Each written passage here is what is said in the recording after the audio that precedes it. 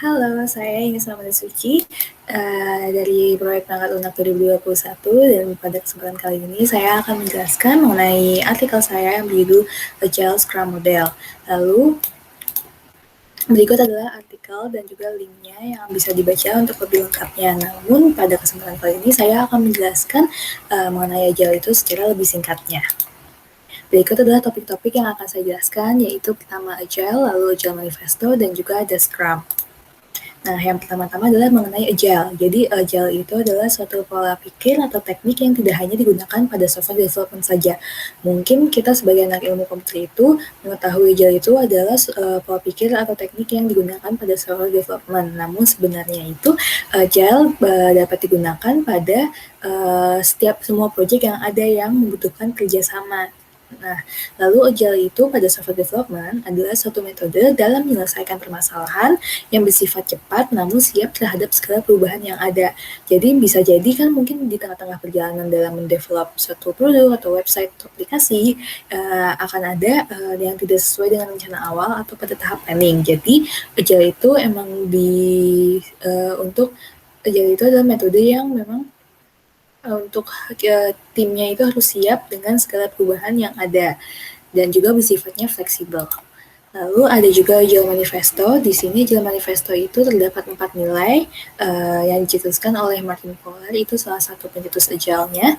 Nah, nilai-nilai ini itu agak berbeda dengan metode lainnya yang ada di SDLC, Software Development Lifecycle.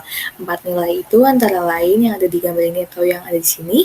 Yang pertama, Individuals and Interactions over Processes and Tools. Jadi di sini maksudnya interaksi dan personal itu lebih penting daripada proses dan alatnya, dikarenakan mengikuti kebutuhan dari user atau klien. Jadi maksudnya di sini adalah meskipun prosesnya itu sudah sangat baik dalam mendevelop suatu produknya, toolsnya juga sudah sangat canggih, namun yang terpenting itu adalah interaksi antara individu, antara tim, dan juga antara user atau kliennya itu yang lebih baik karena agar adanya komunikasi dan kerjasama dan tidak adanya miskom. Lalu yang kedua itu working software over comprehensive documentation. Di sini maksudnya perangkat lunak yang berfungsi itu lebih penting daripada dokumentasi yang lengkap dan juga rapih. Dikarenakan yang akan digunakan itu kan oleh klien atau user itu kan adalah working software-nya. Jadi software-nya yang berfungsi gitu. Meskipun dokumentasinya sudah sangat rapi, tapi kalau misalkan software-nya itu masih ada bug atau error atau tidak bisa digunakan, bahkan itu kan yang akan menghambat permintaan dari usernya, maksudnya tidak sesuai dengan rencana awal dan juga tidak nyaman digunakan oleh user. Nah, yang ketiga itu adalah customer collaboration over contract negotiation. Di sini maksudnya seperti yang sudah dijelaskan di poin pertama, bahwa kolaborasi antara tim dan juga customer itu adalah hal yang sangat penting untuk memperlancar proses development-nya. Lalu yang terakhir itu adalah responding to change over following a plan. Nah, di sini maksudnya respon terhadap perubahan itu lebih penting daripada mengikuti rencana. Karena kan seperti dijelaskan pada awal, Agile itu sifatnya itu fleksibel. Jadi sewaktu-waktu tim developer itu harus siap jika terjadinya perubahan.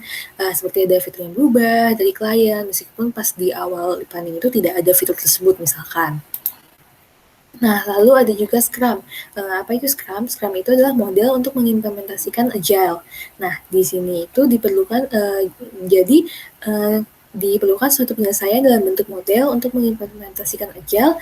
Nah, sebenarnya ada banyak modelnya dari Agile tersebut, tapi model yang paling populer itu adalah si Scrum ini. Nah, Scrum adalah suatu metode atau framework yang bersifat iteratif dan dapat berulang-ulang untuk membantu developer mengembangkan suatu project. Nah, Scrum itu sudah mengikuti nilai-nilai yang ada di Agile Manifesto tadi, yang 4 nilai tersebut. Fase-fase pada Scrum itu ada apa aja sih? Ada 3, yaitu outline planning, terdapat planning untuk menentukan general objective, itu planning itu adalah tahap awalnya. Lalu ada series of sprint cycles, jadi ini adalah sprint cycle untuk mengembangkan softwarenya, dan juga ada project closure, itu maksudnya penutupan. Jadi di penutupan ini semua fitur dianggap sudah selesai, terus diberikan dokumentasi juga seperti user manual untuk kliennya agar lebih mengerti cara menggunakan suatu produk kayak gimana, dan juga terdapat lesson learn untuk timnya, apa saja yang sudah dipelajari selama sprint atau selama mengerjakan project tersebut. Nah, peran atau role pada Scrum itu ada 3, yaitu Product Owner, Scrum Master, dan juga Development Team. Di Product Owner itu, Product Owner adalah pemilik produk. Lalu Product Owner itu bertanggung jawab atas produknya dan juga lebih mengerti mengenai visi misi dan bisnisnya dari produk. Lalu tugasnya juga membuat produk backlog, nanti menjelaskannya kepada Development Team dan juga ngumpulin informasi atau input dari stakeholders yang ada. Lalu Scrum Master itu memantau jalannya development team agar terorganisir dengan baik dan juga diberikan arahan. Nah, dan ia juga mengatur Scrum events yang ada. Lalu development team itu adalah tugasnya mengerjakan tugas dari yang PBI yang dikasih oleh product owner dan juga harus menyelesaikannya. Nah, di sini development team itu karena ada banyak anggotanya, jadi saling bekerja satu sama lain setiap role-nya, designer, programmer, dan lain-lain. Nah, lalu ada sprint cycle dan sprint events. Di sini lihat di gambar seperti tadi, stakeholders itu adalah 3 role tadi, product owner, development teams, dan juga scrum master. Di sini ada satu sprint itu biasanya normalnya 1-4 minggu, namun ditetapkan dari satu timnya itu mau satu sprintnya itu mau berapa lama. Nah, tapi batasnya seperti itu. Pertama-tama itu ada product backlog, berarti di sini ada sprint planning meeting terlebih dahulu.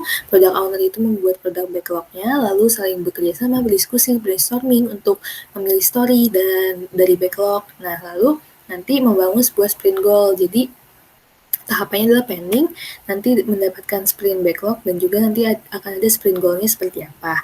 Lalu development team itu mulai mengerjakan pekerjaannya nih selama ini. Tapi di setiap harinya itu ada daily stand up meeting dilakukan setiap hari.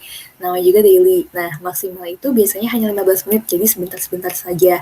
Pertanyaannya itu biasanya mengenai apa yang sudah dilakukan kemarin, apakah ada hambatan dalam menyelesaikan pekerjaannya, apa yang dilakukan hari ini. Nah, sprint review lalu.